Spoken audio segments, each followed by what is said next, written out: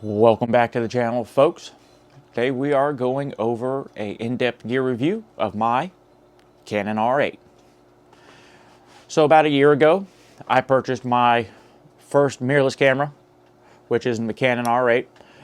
My previous camera that I used to have was a Canon D50 for shooting photography.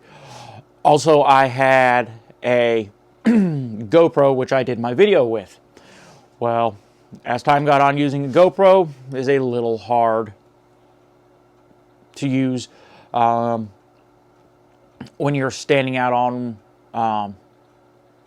water and stuff and you want to shoot further out to get close-ups of fish taking a bite on video, or on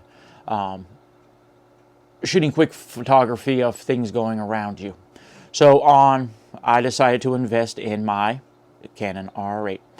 So my Canon R8, when I originally purchased it, it had a 24 to 50 millimeter kit lens on it when I purchased it. As time gone on, I was able to get a 24 to 105 f4 to 7.5. It's a STM, so this is not L glass, but this is the STM. This is their normal line, which the lens itself is awesome. It's a great lens for this camera. But we're going to go over depth here on some stuff on my camera, and so you can see what is on the Canon R8. So what we'll do is we'll start from the top and work our way around to the back. So on the top of the Canon R8, if it focuses here, there we go, you're going to have your shutter switch. You're going to have your on-off power switch. You're going to have your aperture and your, gotta think here, aperture and exposure dials on the front and back of it. You're going to have your dial for your settings, camera settings on here, which has your manual, your auto, aperture priority, all those settings. Also, in the very front here, let me find it here, you're going to have a, turn the camera a little this way, there's a button actually right there, which is your video button. The video button allows you, when you're in, or if you're shooting photos, to go straight to shooting video without having to change your dial on top. It does have a digital hot shoe.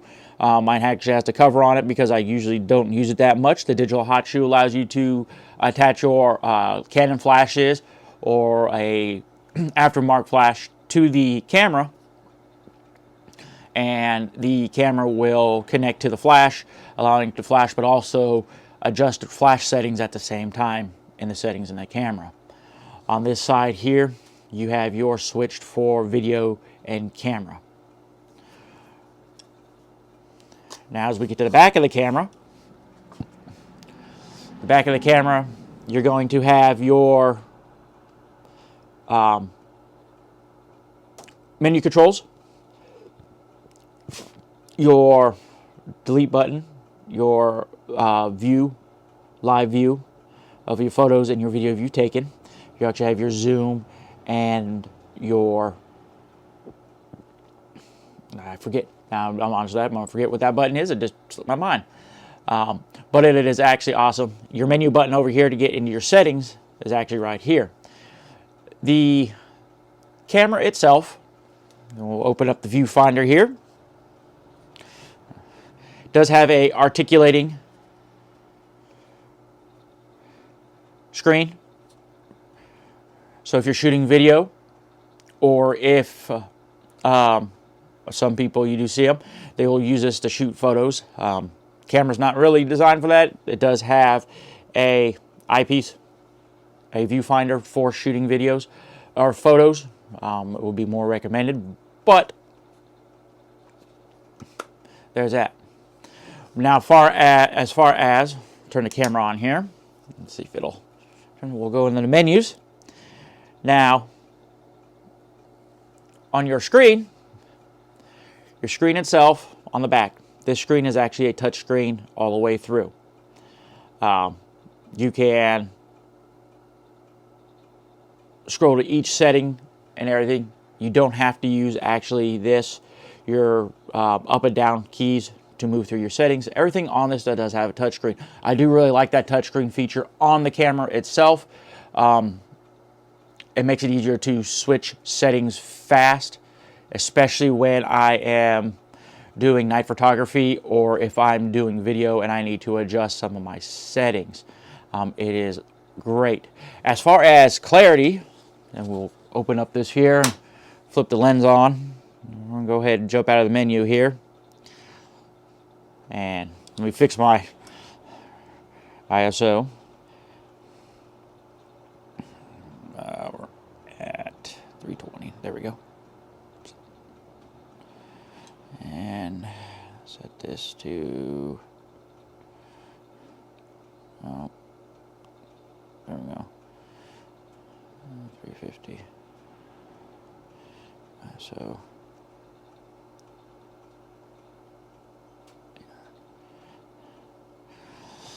So as far as your picture quality, we can do a picture-in-picture, and I can manually focus my camera here.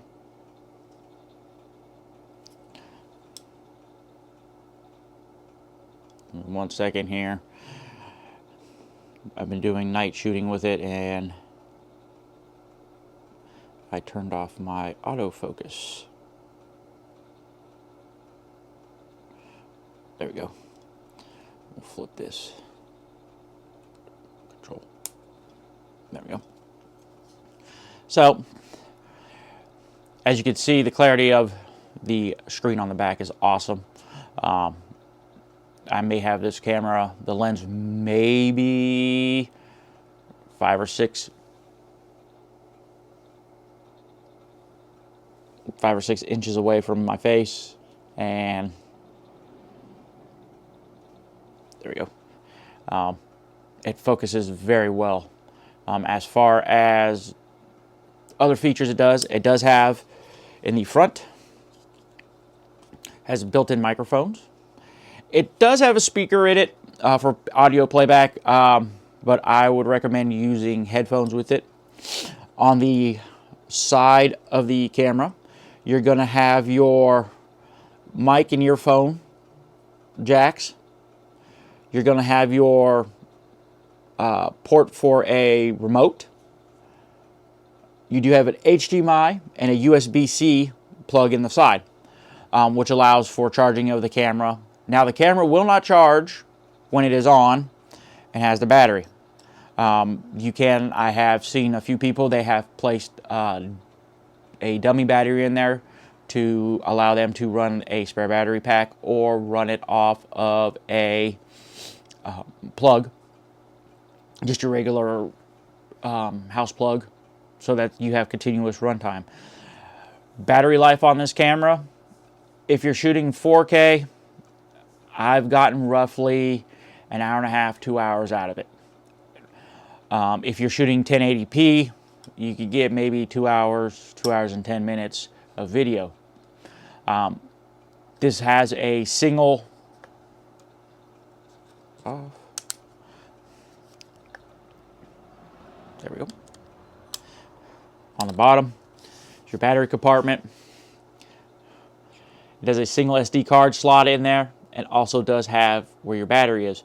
It does have the smaller battery in it, the LP17, but still it does fairly well. As far as overheating, the big concern that everyone has with the Canon cameras, I have yet to have an overheating problem. Now, this summer I did shoot a lot of video with on the rivers and stuff with this camera. It did get warm, but it did not overheat. It mainly, most of the time I had it, it was sitting in the shade. But it would still, on a calm day, it would still heat up, which it did give me some concern. I've seen cameras out on the market, kind of like Sony. They don't run into an overheating issue, especially when they're shooting video. Another downside to the camera is your video length. You have 2-hour blocks. It doesn't have continuous video or unlimited video recording. Some of the newer cameras coming out, they do have, or the larger cameras, they are coming out from Canon, do have longer video recording blocks. Some of them are unlimited. Sony's, I know the A7 III and A7 IV and possibly the A7 V do not have recording blocks that has continuous video recording. So once you start recording, you can record straight through. You don't have to worry about the camera stopping in the middle of recording video and then having to go back and restart, especially if you're doing a tutorial with your camera, or if you're actually doing an activity where you cannot stop in the middle of the activity that you're doing. As far as the lens on here, like I said, this is a 24-105. So it is a mid lens. So you do have a little telephoto capability on it, but you also do have, at 24 millimeters, you do have a fairly good wide view. At 24 millimeters, it is at f4. At 105, when it's fully extended out, it is at 7.1. Your controls for your lens, you do have your zoom in and out. It does have a control ring on the front. Your control ring does one of two things. You could actually program your control ring to do your ISO speeds. You could have it do other settings in here, change your aperture, change. You can program to do other functions other than focus. On the side there is a switch for your focus and control. When you have it in manual mode, you can flip it to focus. This becomes your focusing ring. Brings up all your information in the back on what your focus is. Also, it does have a stabilization switch on or off. So you actually get some stabilization, but with the lens. The camera itself does not have IBIS. It does not have in-body stabilization. Now, leading brands out there do have it, which is nice. Sometimes especially if I'm walking along a bank or something and it's a little rocky and stuff, and you're stepping over rocks and logs and stuff a lot, and the camera kind of is bumping around while you're shooting video, it'll kind of help stabilize the image. On this one, it doesn't. The lens does a fairly good job at in-body the stabilization, but still, you'd get stuff picked up on information or some uneasy step and stuff, or if there's a good gust of wind, it'll shake the camera and you may pick it up a little bit. As far as accessories for the Canon R8, there are a lot out there. Like I said, on my Canon R8, I do have a tilt-a-cage on there. It does have the top handle and stuff for doing videography work. It does have extra mounting points for your microphones, extra lighting and stuff. So if you're using a spotlight, you can put side handles on it and stuff. They give the camera a little bit bigger feel. The camera is kind of small, but with my hands, it fits actually fairly well. I don't have any pinky overhang or any discomfort. The grip on it is very comfortable. As far as my opinion on the camera, I do like the Canon R8. Would I like a little bit more features in the Canon R8? Yes. But I do also understand this is an entry-level mirrorless camera, so I'm not going to get all the greatest and all the bells and whistles for the price point on this camera. Now, as far as price point on the camera, you can find them anywhere from $1,700 to $1,500 new. Used, I've seen them in good condition running anywhere between $800 and $900 to like on, if you can find them out there, Adorama or KEH has it. B&H sometimes does have sales on these. So if you can pick one up while they're having a sale on one, it's a great starting camera. Hopefully here in the future, I will have a camera to compare to this. I'm hopefully trying to get a Sony A7 IV to do comparison video and shooting with it to see how the Sony compares towards the Canon and the Canon compares towards the Sony. They'd be the two closest in line to each other. Would I recommend this camera? Yes. I would recommend this camera to anybody who is looking to get into their first mirrorless camera, anybody looking to get into videography, and start learning how to shoot video and stuff. This is a great camera for you to get started with. As far as an aspect it also falls kind of close to the professional as a backup camera. Your inner components in this, that would put it closer to be close to the Canon R6 Mark II. The components inside are roughly the same, minus the IBIS. So you'd be getting the same quality as the Canon R6 Mark II. So, in retrospective to this camera, it is a good camera. I would recommend it to anybody who's looking to get started. I do plan on shooting some more video with this. Like I've said in previous videos, it is gone into the fall season here in northern Maine.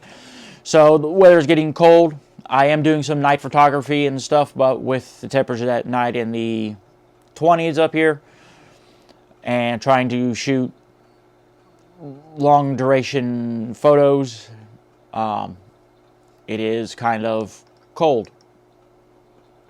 As far as shooting video, fly fishing and stuff that I normally would have be posted, we do not have, the rivers and the lakes are actually closed up here for the season. They'll open back up in April, then I'll resume shooting videos and stuff and doing some more nature photography. But I do plan on shooting photography up here and video of winter up here, to give people out there a look at what it's like on a day-to-day basis up here in northern Maine during the winter. So if you guys like this video today and hope to see some more of them, just hit that like button and hit the subscribe and bell notification. And as I post new videos, I will get them out. I'm trying to get back into things. It's been a little bit busy, so I should have a video coming out maybe every week or 2 weeks. But until next time, clear skies, tight lines, and I'll see you again.